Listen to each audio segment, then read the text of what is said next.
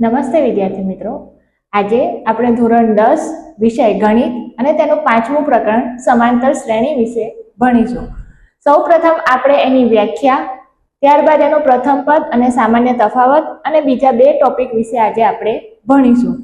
સમાંતર શ્રેણી।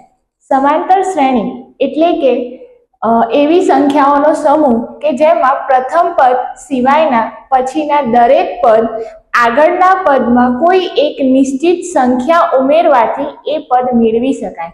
એનો મતલબ કે ધારો કે 1, 2, 3, 4 આ એક સંખ્યાઓનો સમૂહ છે, જેમાં 1 એ પ્રથમ પદ છે, એની પછીના દરેક પદમાં તેની આગળના પદમાં કોઈ એક નિશ્ચિત સંખ્યા ઉમેરીને આપણે એ પદ મેળવી શકીએ છીએ।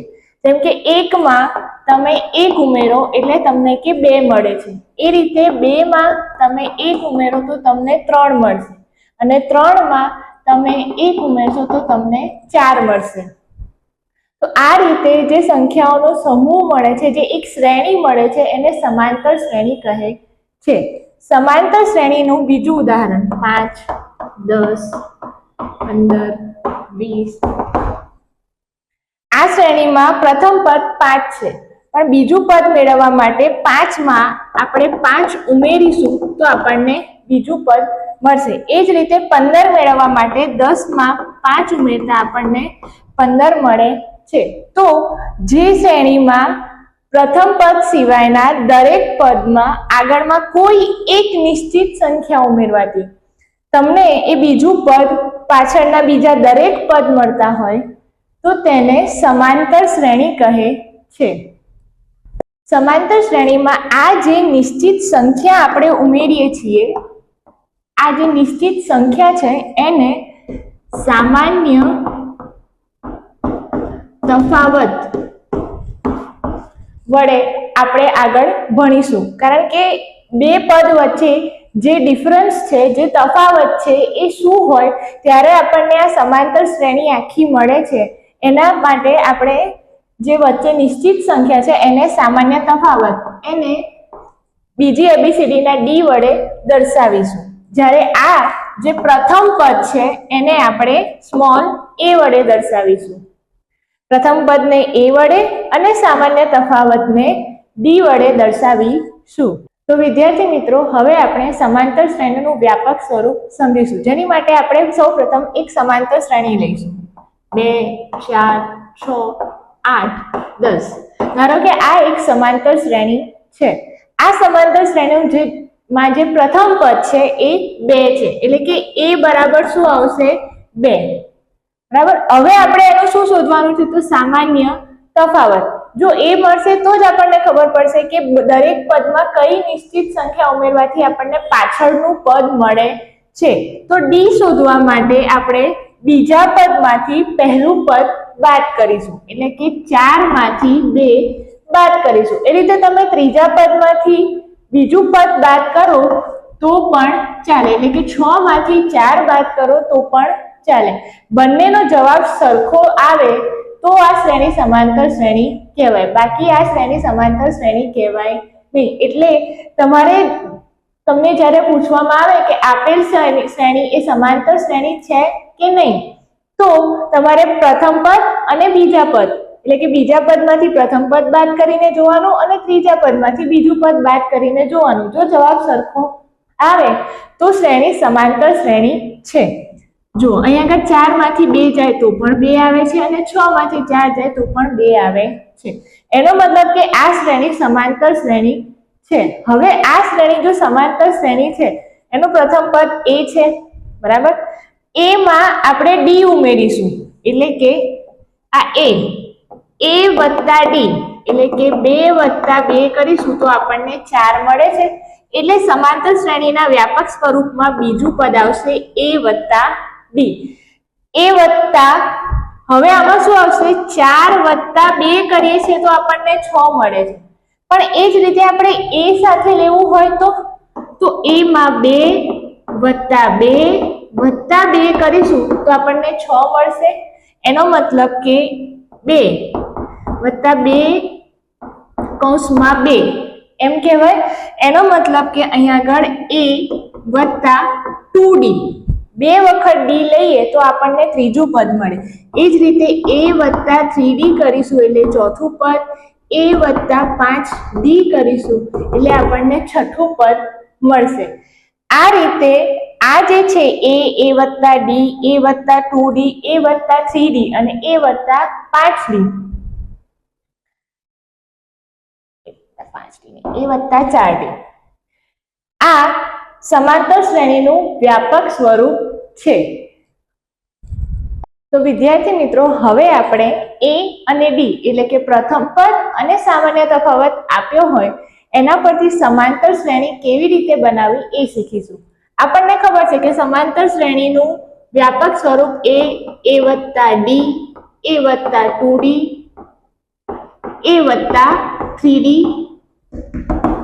આ રીતે એનું વ્યાપક સ્વરૂપ લખવામાં આવે છે. આપણને આ સમાંતર શ્રેણીના પ્રથમ 3 પદ શોધવાનું કહ્યું છે. કેટલા કહ્યું છે? પ્રથમ 3 પદ એટલે કે a વત્તા d અને a વત્તા 2d. ત્યાં સુધી આપણે આ સમાંતર શ્રેણીના પદ શોધવાના છે.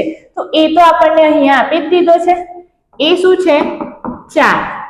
બરાબર. હવે આપણે શોધવાનું છે a વત્તા d. a કેટલા છે? 4 વત્તા d કેટલા છે? -3.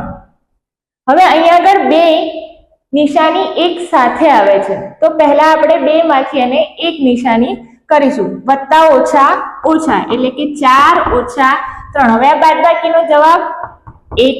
તો a વત્તા d આપણને શું મળ્યા? 1. હવે શોધીશું a વત્તા 2d. બરાબર છે, કારણ કે આપણું ત્રીજું પદ a વત્તા 2d છે. એ કેટલા છે? 4. 2 into d કેટલા છે? -3. હવે પહેલા આપણે ગુણાકાર કરીશું. 4 વત્તા -6.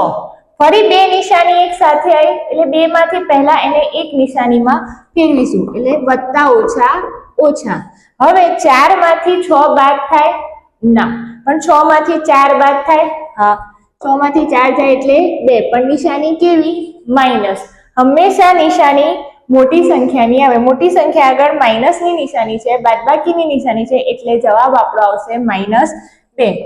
a વત્તા 2d આપણને મળી ગયા. તો આ માંગેલ સમાંતર શ્રેણી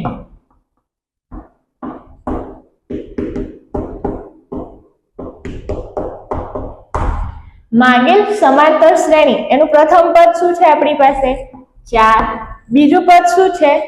1 આવ્યું અને ત્રીજું પદ શું આવ્યું? -2. તો આપણને જે સમાંતર શ્રેણી પ્રથમ પદ અને સામાન્ય તફાવત પરથી 3 પદ સુધી શોધવાની કહી હતી એ આપણે શોધી. પહેલા એ તો આપેલું જ હતું, a + d કર્યું અને a + 2d કર્યું. આ રીતે તમને 5 પદ સુધી પણ સમાંતર શ્રેણી શોધવાનું કહે તો તમે શોધી શકો છો. તો વિદ્યાર્થી મિત્રો, તમે પ્રથમ પદ અને સામાન્ય તફાવત પરથી સમાંતર શ્રેણી બનાવતા શીખી ગયા.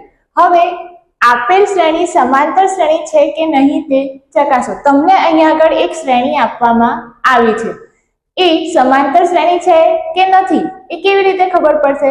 તો આપણી પાસે સમાંતર શ્રેણીની વ્યાખ્યા છે કે પ્રથમ પદ સિવાયના દરેક પદ એ આગળના પદમાં કોઈ એક નિશ્ચિત સંખ્યા ઉમેરવાથી આપણને મળે છે. એટલે એનો મતલબ કે જે સામાન્ય તફાવત છે એ કોઈ એક નિશ્ચિત સંખ્યા છે, એ દરેક પદ સાથે બદલાતી નથી, તો જ એને સમાંતર શ્રેણી કહેવાય. તો અહીંયા આગળ આપણે પ્રથમ પદ અને બીજા પદ, બીજું પદ અને ત્રીજું પદ, આની વચ્ચેનો સામાન્ય તફાવત શોધીશું અને જો એ સરખો આવે તો આ શ્રેણી સમાંતર શ્રેણી છે, જો ના આવે તો સમાંતર શ્રેણી નથી. સૌપ્રથમ કરીએ d શોધીએ. શું આવ્યો?